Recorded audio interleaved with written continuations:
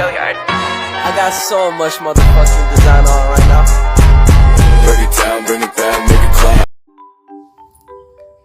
Jadi, materi yang pertama adalah meningkatkan kinerja Anda dalam tim. Tim adalah unit dari 2 orang atau lebih yang berbagi misi dan tanggung jawab untuk bekerja guna mencapai tujuan bersama. Perusahaan dapat membuat tim formal yang menjadi bagian dari struktur organisasi, atau mereka dapat membentuk tim informal yang bukan bagian organisasi formal tetapi diciptakan untuk memecahkan masalah, mengerjakan aktivitas tertentu, atau mendorong partisipasi karyawan. Nah, tim pemecah masalah dan satuan tugas adalah tim informal yang berkumpul untuk menyelesaikan masalah tertentu dan kemudian bubar setelah tujuan mereka tercapai.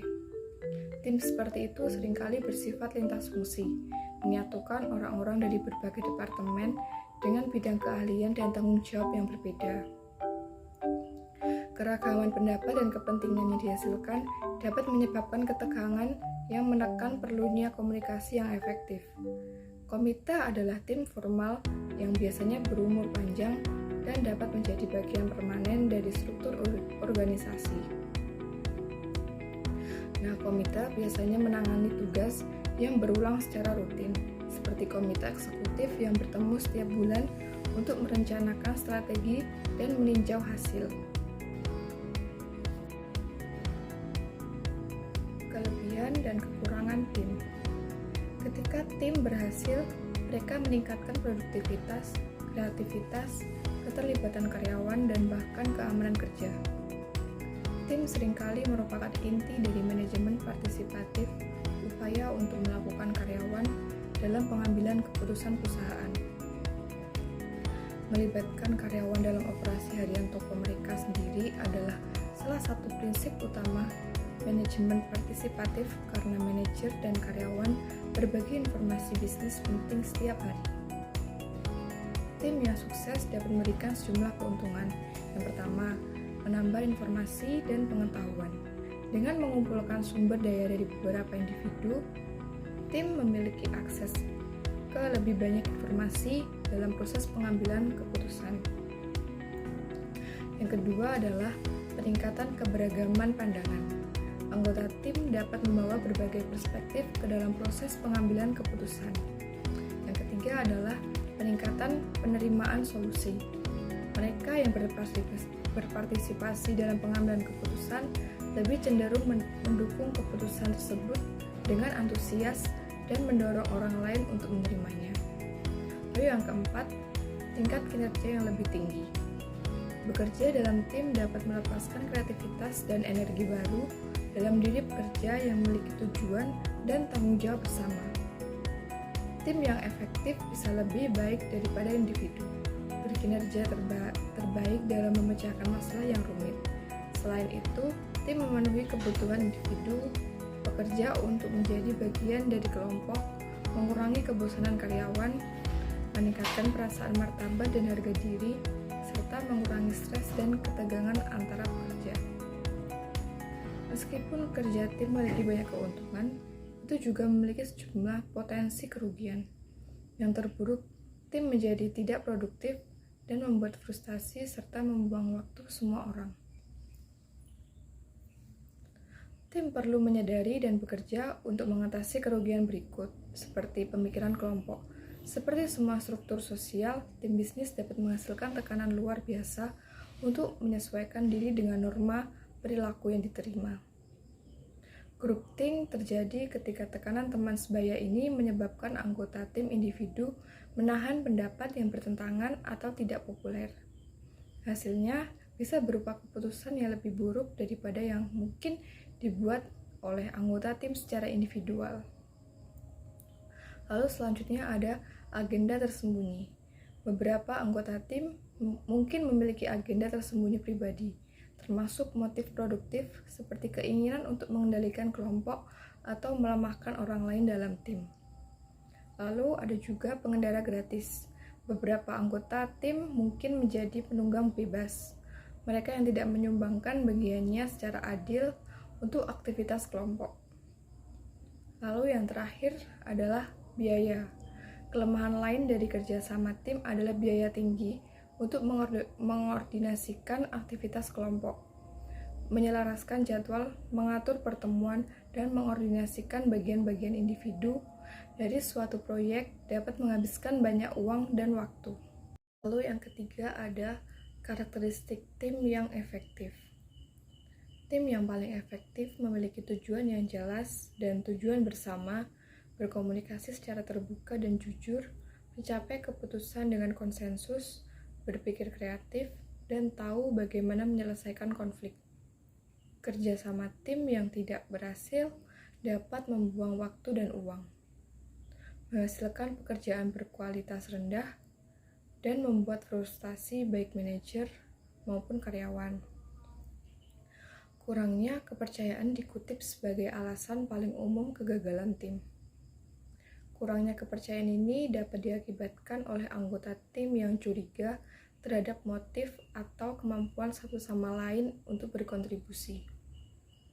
Alasan umum kegagalan lainnya adalah komunikasi yang buruk, terutama ketika tim beroperasi lintas budaya, negara, dan zona waktu. Komunikasi yang buruk juga dapat diakibatkan oleh perbedaan mendasar dalam gaya percakapan. Yang keempat adalah komunikasi tim. Berkolaborasi dalam laporan, situs web, presentasi, dan proyek komunikasi lainnya memberi kesempatan kepada tim untuk memanfaatkan keterampilan presentasi dan komunikasi unik setiap orang. Dengan kata lain, energi kolektif dan keahlian tim dapat digunakan untuk menciptakan sesuatu yang melampaui apa yang dapat dilakukan oleh masing-masing individu. Namun, berkolaborasi dalam pesan tim memerlukan upaya khusus. Bagian berikut menawarkan sejumlah pedoman untuk membantu menulis dengan baik sebagai sebuah pedoman penulisan kolaborasi. Dalam upaya kolaboratif apapun, ingatlah bahwa anggota tim yang berasal dari latar belakang yang berbeda mungkin memiliki kebiasaan atau perhatian kerja yang berbeda. Selain itu, anggota tim akan berbeda dalam gaya penulisan dan ciri kepribadian, dua faktor yang dapat merumit sifat kreatif komunikasi.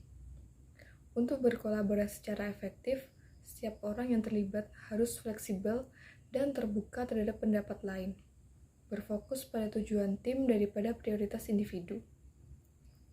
Panduan berikut akan membantu berkolaborasi dengan lebih sukses. Yang pertama, pilihlah kolaborator dengan hati-hati. Pilih kombinasi orang yang memiliki pengalaman informasi dan bakat yang dibutuhkan untuk setiap proyek. Lalu sepakati tujuan proyek sebelum Anda mulai.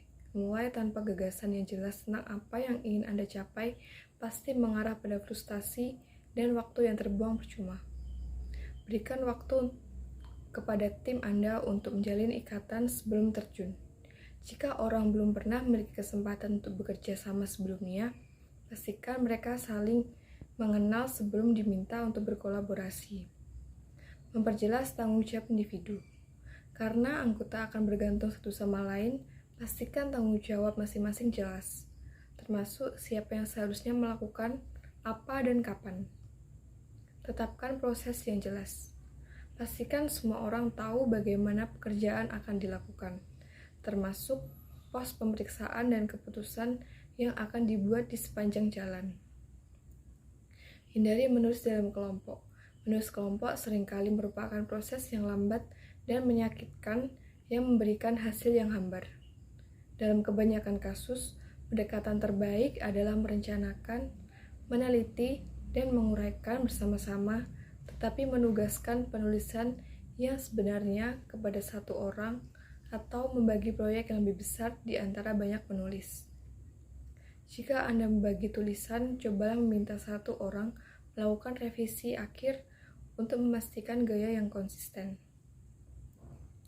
Lalu pastikan alat dan teknik siap dan kompatibel di seluruh tim. Bahkan detail kecil seperti versi perangkat lunak yang berbeda dapat menunda proyek. Jika Anda berencana menggunakan teknologi untuk berbagi atau mempresentasikan materi, uji sistem sebelum pekerjaan dimulai. Lalu periksa untuk melihat bagaimana hal-hal yang terjadi sepanjang jalan. Jangan menganggap semuanya bekerja hanya karena Anda tidak mendengar sesuatu yang negatif. Kita masuk pada teknologi penulisan kolaboratif. Nah, berbagai alat kolaborasi kini hadir membantu tim penulis, termasuk ulasan grup dan fitur komentar di pengolah kata, blog multi penulis, dan sistem manajemen konten yang mengatur dan mengontrol konten untuk situs web. Nah, masing-masing alat ini memenuhi kebutuhan khusus, tetapi tidak ada yang menawarkan tingkat kolaborasi langsung yang cukup seperti wiki. Nah, wiki ini adalah situs web yang memungkinkan siapa saja yang memiliki akses atau izin untuk menambahkan materi baru atau mengedit materi yang sudah ada. Nah, contoh dari wiki ini adalah website Yahoo, di mana Yahoo menggunakan wiki pribadi atau hanya dapat diakses dengan izin untuk memfasilitasi komunikasi di antara ratusan anggota tim di seluruh dunia yang terlibat dalam membuat dan mendokumentasikan layanan baru. Berikut adalah dinamika grup. Nah, interaksi dan proses yang terjadi di antara anggota tim ini disebut sebagai dinamika kelompok. Nah, tim yang produktif cenderung mengembangkan aturan interaksi yang kondusif bagi bisnis. Nah, tim dengan rasa identitas dan kekompakan yang kuat ini dapat mengembangkan ekspektasi yang terlalu kuat untuk perilaku kelompok dengan sedikit toleransi terhadap penyimpangan dari norma-norma. Nah, identitas yang kuat seperti ini dapat menghasilkan tingkat komitmen dan kinerja yang lebih tinggi. Namun, hal ini juga dapat menimbulkan pemikiran kelompok atau menyulitkan anggota baru untuk menyesuaikan diri dengan anggota tim lainnya. Berikut adalah asumsikan peran tim. Nah, setiap anggota kelompok memainkan peran yang dapat mempengaruhi hasil dari setiap kegiatan kelompok. Yang pertama, peran yang berorientasi pada diri sendiri termotivasi untuk memenuhi kebutuhan pribadi, sehingga mereka cenderung kurang produktif dibandingkan dengan anggota lainnya. Kemudian yang kedua adalah peran pemeliharaan tim, jauh lebih mungkin untuk berkontribusi pada tujuan tim. Dan yang terakhir, peran yang berorientasi pada tugas, bekerja sama untuk membantu tim sehingga dapat mencapai tujuannya. Selanjutnya adalah mengizinkan evolusi tim. Tim biasanya berkembang melalui sejumlah fase dalam perjalanan menjadi produktif. Nah, yang fase yang pertama adalah orientation, di mana anggota tim saling mengenal satu sama yang lain dan menetapkan perannya masing-masing. Yang kedua adalah konflik, di mana di sini pendapat dan perspektif yang berbeda-beda mulai bermunculan. Yang ketiga adalah brainstorming. Nah, pada fase ini, anggota tim mengeksplorasi pilihan mereka dan mengevaluasi alternatif. Yang keempat, emergence, yaitu tim mencapai konsensus atau keputusan yang dipilih. Dan yang terakhir adalah reinforcement, di mana kekompakan tim dibangun kembali dan rencana dibuat untuk menerapkan keputusan tersebut ke dalam tindakan. Selanjutnya yaitu menyelesaikan konflik. Konflik ialah bagian alami dari pengalaman tim, di mana ketika konflik ini dihadapi dengan buruk, maka akan menyebabkan kegagalan total dalam kinerja tim. Tapi jika dihadapi dengan atau ditangani dengan keadaan yang benar dan tepat, maka dapat meningkatkan kinerja dalam tim. Nah, konflik ini dapat muncul karena adanya kurangnya komunikasi antara sesama tim, adanya daya bersaing dalam tim, yaitu bersaing dalam informasi, mencari uang, ataupun dalam kinerja tim. Konflik yaitu bersifat konstruktif dan destruktif, di mana konflik yang bersifat konstruktif yaitu memaksa isu penting terbuka atau meningkatkan keterlibatan anggota untuk menyelesaikan masalah dengan memunculkan ide baru untuk menyelesaikan masalah tersebut. Sedangkan destruktif yaitu memecah belahkan tim untuk tidak ada isu atau jalan keluar dalam penyelesaian masalah ini, tetapi menjadi menimbulkan perpecahan antara tim. 6 tindakan menyelesaikan konflik. Yang pertama, proaksi, yaitu menyelesaikan masalah yang kecil sebelum melebar. Yang kedua, komunikasi antara tim, yaitu melibatkan mereka yang berkonflik. Yang ketiga, yaitu riset, mencari alasan dari konflik tersebut. Yang keempat, fleksibilitas, jangan biarkan ada yang mengunci posisi sebelum mempertimbangkan solusi, yaitu jangan menyalahkan sepihak apabila solusi dari masalah tersebut belum diketahui. Yang kelima yaitu permainan adil, yaitu tidak memihak kepada pihak A atau pihak B, tetapi mencari solusi dulu baru atau mencari alasan dari masalah tersebut atau masalah konflik itu. Yang keenam yaitu persekutuan, yaitu lawan untuk bertarung bersama lawan. Tidak ada yang berpro kepada si A atau berpro kepada si B. Selanjutnya yaitu mengatasi resistensi, yaitu perlawanan terhadap perubahan adalah konflik tertentu yang dapat mempengaruhi kerja dalam tim. Beberapa dalam penolakan perubahan ini jelas secara tidak rasional, seperti ketika orang menolak perubahan apapun itu, baik secara logika maupun tidak. Namun, kadang-kadang penolakan itu sangat logis. Perubahan mungkin harus mengharuskan seseorang untuk melepaskan otoritas atau melepaskan cara nyaman dalam melakukan sesuatu.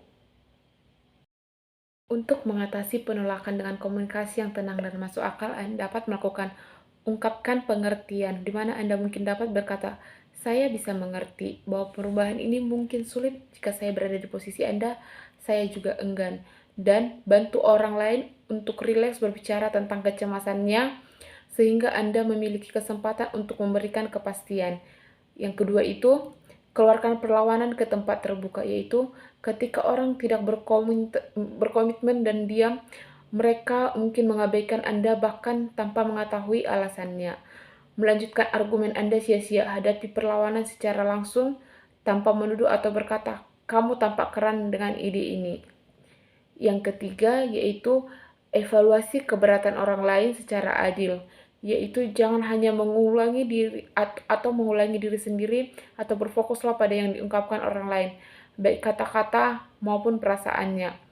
Buat orang lain tersebut terbuka sehingga Anda dapat memahami dasar dari penolakan tersebut. Yaitu yang selanjutnya, tahan argumen Anda sampai orang lain siap untuk itu.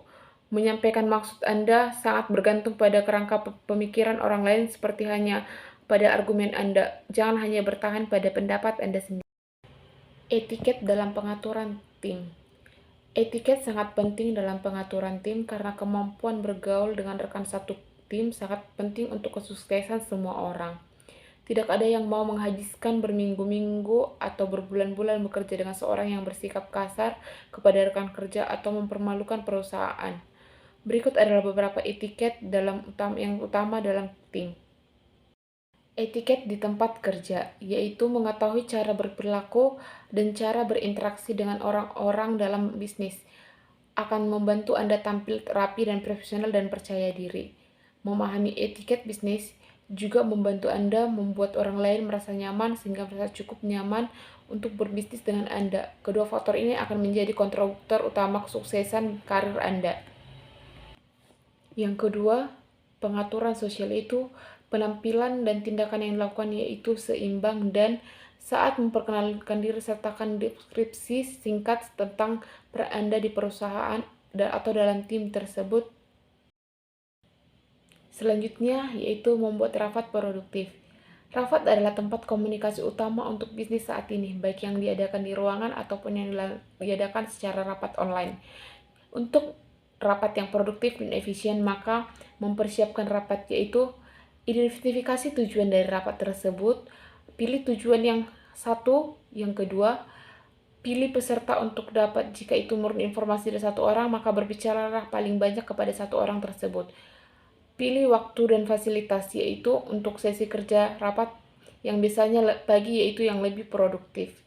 Yang selanjutnya, tetapkan agenda rapat, yaitu program-program yang akan dilaksanakan dalam rapat.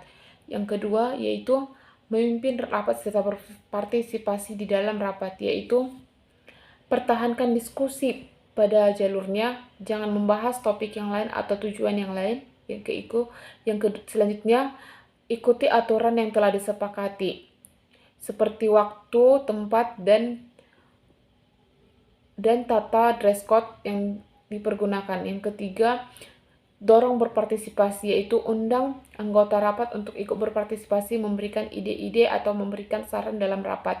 Yang selanjutnya, berpartisipasi secara aktif, sama seperti yang sebelumnya. Yang ketiga, tutup secara efektif, yaitu ditemukan pastikan bahwa tujuan telah tercapai.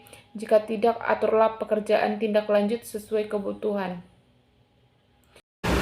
Selanjutnya ada meningkatkan keterampilan mendengarkan. Mendengarkan secara efektif adalah keterampilan paling penting yang dibutuhkan untuk menyelesaikan pekerjaan di tempat kerja.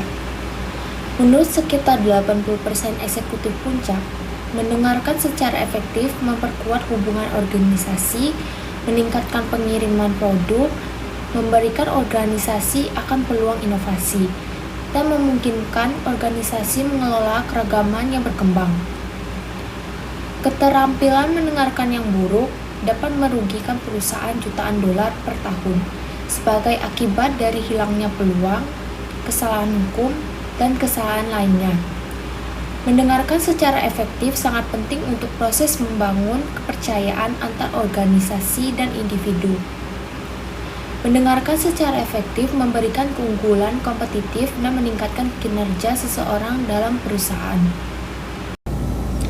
Selanjutnya ada mengenali berbagai jenis mendengarkan. Memahami sifat mendengarkan adalah langkah pertama untuk meningkatkan keterampilan mendengarkan. Orang mendengarkan dengan berbagai cara yang mempengaruhi apa yang mereka dengar dan makna yang mereka ekstrak. Belajar mendengarkan merupakan metode yang dapat membuat kita menjadi efektif. Ada beberapa jenis-jenis mendengarkan. Yang pertama, mendengarkan konten. Tujuan utamanya adalah untuk memahami dan mempertahankan pesan pembicara. Kedua, mendengarkan kritis. Tujuannya adalah memahami dan mengevaluasi makna pesan pembicara pada beberapa tingkatan. Ketiga, mendengarkan empatik. Tujuannya adalah memahami perasaan, kebutuhan, dan keinginan pembicara. Praktik mendengarkan yang efektif yaitu ada 3. Pertama, terlibat dalam mendengarkan secara aktif. Kedua, melakukan upaya untuk tetap fokus untuk benar-benar mendengarkan dan memahami apa yang dikatakan pihak lain. Ketiga, mengajukan pertanyaan untuk memverifikasi poin-poin penting dan mendorong pembicara melalui bahasa tubuh yang positif. Selanjutnya ada memahami proses mendengarkan. Mendengarkan adalah proses yang jauh lebih kompleks daripada yang dipikirkan kebanyakan orang. Akibatnya, kebanyakan dari kita tidak pandai melakukannya. Kebanyakan dari kita mendengarkan pada atau di bawah tingkat efisiensi 25% dan hanya mengingat sekitar setengah dari apa yang dikatakan selama percakapan 10 menit. Ada beberapa proses mendengarkan yang efektif. Yang pertama ada menerima. Mulai dengan mendengar pesan secara fisik dan mengakuinya. Penerimaan fisik dapat terhalang oleh kebisingan, gangguan pendengaran, atau kurangnya perhatian. Yang kedua ada decode. Langkah selanjutnya adalah memberi makna pada suara, yang dilakukan sesuai dengan nilai, keyakinan, ide, harapan, peran, kebutuhan, dan riwayat pribadi sendiri. Yang ketiga ada mengingat. Sebelum dapat menindaklanjuti informasi tersebut, perlu menyimpannya untuk diproses di masa mendatang. Yang keempat, mengevaluasi. Setelah pesan pembicara disimpan di otak, langkah selanjutnya adalah mengevaluasinya dengan menerapkan keterampilan berpikir kritis. Yang kelima ada menanggapi. Setelah mengevaluasi pesan pembicara, kita menanggapi pembicara. Respon awal biasanya berbentuk umpan balik verbal. Jika salah satu dari banyak penonton, respon awal mungkin berupa tepuk tangan, tawa, atau keheningan. Setiap langkah harus diselesaikan dengan benar, agar mendengarkan secara efektif. Hambatan fisik dan mental dapat mengurangi tingkat keberhasilan dalam mendengarkan. Penting bagi pengirim dan penerima untuk mengenali dan mengatasi hambatan tersebut. Selanjutnya ada mengatasi hambatan untuk mendengarkan dengan efektif. Ada hambatan penerimaan fisik yang tidak dapat dikendalikan, seperti akustik ruang konferensi atau penerimaan ponsel yang buruk. Tetapi ada hambatan lain yang dapat dikendalikan. Salah satu hambatan paling umum untuk mendengarkan secara efektif adalah mendengarkan secara selektif. Pikiran pendengar cenderung mengembara karena orang berpikir lebih cepat daripada berbicara. Mengatasi hambatan interpretasi seperti persepsi selektif bisa jadi sulit karena pendengar cenderung membentuk pesan agar sesuai dengan kerangka konseptual. Kurangnya kesamaan dalam bahasa atau pengalaman hidup bisa menyebabkan salah tafsir, terutama di antara penutur bahasa asli yang berbeda. Memberikan kesempatan kepada pembicara untuk mengkonfirmasi apa yang kita dengar atau untuk memperbaiki salah tafsir. Mengatasi hambatan memori membutuhkan kerja keras, seperti merekam informasi yang penting dan mengasosiasikan informasi baru dengan sesuatu yang terkait erat atau membuat memori. Ada teknik-teknik tertentu yang dapat membantu menyimpan informasi dalam ingatan jangka panjang, seperti mengkategorikan informasi baru ke dalam kelompok logis dan memvisualisasikan kata dan ide sebagai gambar. Penting untuk berfokus pada pembicara dan tidak mengabaikan perilaku non-verbal yang dapat mengganggu pembicara dan menghambat mendengarkan semua orang. Jangan berpikir bahwa untuk menyela pembicara. Tunggu sampai pembicara selesai berbicara dan cobalah untuk memparafrasekan ide. Selanjutnya, mengenali komunikasi nonverbal. Pentingnya memberi perhatian pada sinyal nonverbal di tempat kerja. Ada 6 sinyal nonverbal yang umum di tempat kerja. Pertama, raut wajah. Wajah kita merupakan tempat utama untuk mengekspresikan emosi. Mata menunjukkan perhatian dan minat, mempengaruhi orang lain, mengatur interaksi dan membangun dominasi. Yang kedua, gestur dan postur. Menggerakkan tubuh atau tidak dapat mengungkapkan pesan-pesan spesifik dan umum. Yang ketiga, karakteristik vokal. Suara membawa pesan yang sengaja dan tidak sengaja. Nada dan volume, aksen dan kecepatan berbicara sangat mempengaruhi sinyal nonverbal. Keempat, penampilan pribadi. Meskipun tipe, tubuh, dan fitur wajah seseorang membatasi, kebanyakan orang mampu mengendalikan penampilan mereka sampai taraf tertentu, seperti pakaian, aksesoris dapat membuat kesan yang baik. Kelima, menyentuh. Sentuhan merupakan cara untuk menyampaikan kehangatan, kenyamanan, kepastian, dan juga diatur kebiasaan oleh budaya-budaya setempat. Contohnya di Indonesia, kebanyakan orang akan berjabat tangan. Keenam, ruang dan waktu. Ruang dan waktu dapat digunakan untuk menegaskan otoritas, mengirimkan pesan nonverbal. Perbedaan lintas budaya dalam interpretasi sinyal nonverbal. Beberapa sinyal nonverbal tidak diterjemahkan secara universal antar budaya. Sinyal nonverbal memiliki banyak variasi dan kategori, namun dasar-dasarnya dapat dipahami melalui pembelajaran 6 kategori umum. Sikap individu terhadap sinyal nonverbal dapat sangat bervariasi dari budaya ke budaya, sehingga perlu memperhatikan perbedaan budaya dalam interpretasi sinyal nonverbal. Selanjutnya, menggunakan komunikasi nonverbal secara efektif. Isyarat nonverbal dalam berbicara yaitu membuat kesadaran terhadap pembicara dan pendengar yang lebih baik. Dapat melihat efektivitas sinyal nonverbal tanpa adanya manipulatif dalam situasi tertentu. Isyarat nonverbal juga harus menyesuaikan dengan nada situasi. Isyarat nonverbal saat tidak berbicara juga meliputi peran pakaian, cara duduk, dan cara berjalan dalam memberikan sinyal nonverbal, memastikan kesesuaian sinyal nonverbal dengan lingkungan dan situasi, memperbaiki isyarat nonverbal dalam mendengarkan, berhati-hati dalam membaca sinyal nonverbal, dan jangan berasumsi. Pentingnya mengajukan pertanyaan yang jujur dan hormat kepada pembicara untuk menghindari kesalahpahaman. Terima kasih.